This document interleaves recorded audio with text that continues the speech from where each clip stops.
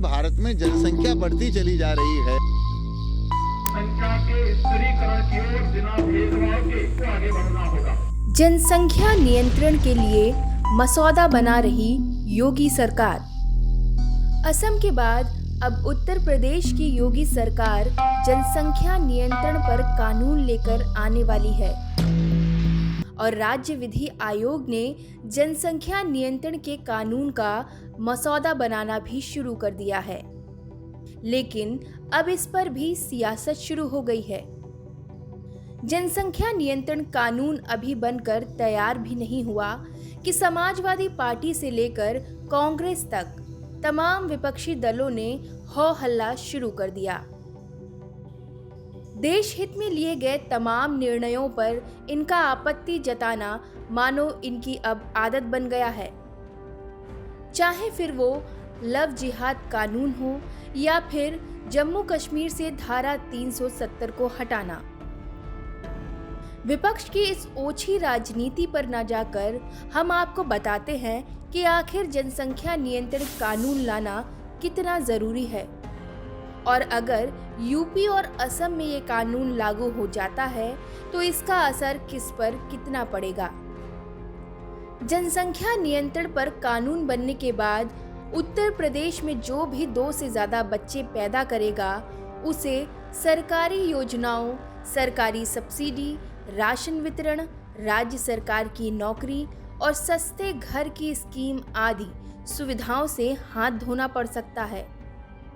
उधर असम के मुख्यमंत्री हेमंत बिस्वा शर्मा ने भी स्पष्ट कर दिया है कि सरकारी लाभ उठाने के लिए धीरे धीरे प्रदेश में 2 बच्चों की नीति शामिल की जाएगी। ऋण माफी हो या अन्य सरकारी योजनाएं, जनसंख्या मानदंडों को ध्यान में रखा जाएगा, जिसका साफ मतलब है कि भविष्य में जनसंख्या मानदंडों को सरकारी लाभों के लिए पात्रता के रूप में ध्यान में रखा जाएगा। ये तो हुई 2 बच्चों की नीति लागू होने पर संभावित नियमों की बात। अब बात करते हैं कि आखिर जनसंख्या नियंत्रण कानून जरूरी क्यों है। विस्फोटक होती जनसंख्या देश पर सामाजिक संकट के रूप में प्रहार कर रही है। ऐसे में समय रहते इसका नियंत्रण में आना अब बेहद जरूरी हो गया है। यूपी की बात करें तो यहाँ की जनसंख्या काफी तेजी से बढ़ रही है। उत्तर प्रदेश की जनसंख्या अभी लगभग 24 करोड़ है। दुनिया भर के 200 से अधिक देशों में सिर्फ 4 देश ऐसे हैं जहाँ उत्तर प्रदेश से ज्यादा जनसंख्या है। ये देश चीन, अमेरिका, इंडोनेशिया और चौथा देश खुद भारत है। इस विस्फोटक होती जनसंख्या के कारण अस्पताल, खाना, घर और रोजगार से संबंधित दूसरी समस्याएं भी पैदा हो रही हैं। इसलिए जनसंख्या नियंत्रण कानून जरूरी हो गया है। यहाँ एक बात समझने की जरूरत है कि जनसंख्या नियंत्रण परिवार नियोजन से अलग है।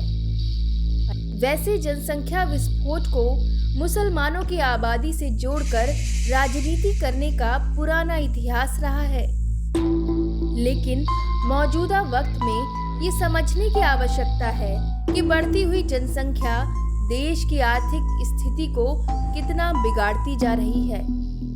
इसके साथ ही बेरोजगारी जैसी समस्याओं को भी जन्म दे रही है। इस बोझ को कम करने के लिए जनसंख्या नियंत्रण पर कानून बनना बेहद जरूरी हो जाता है।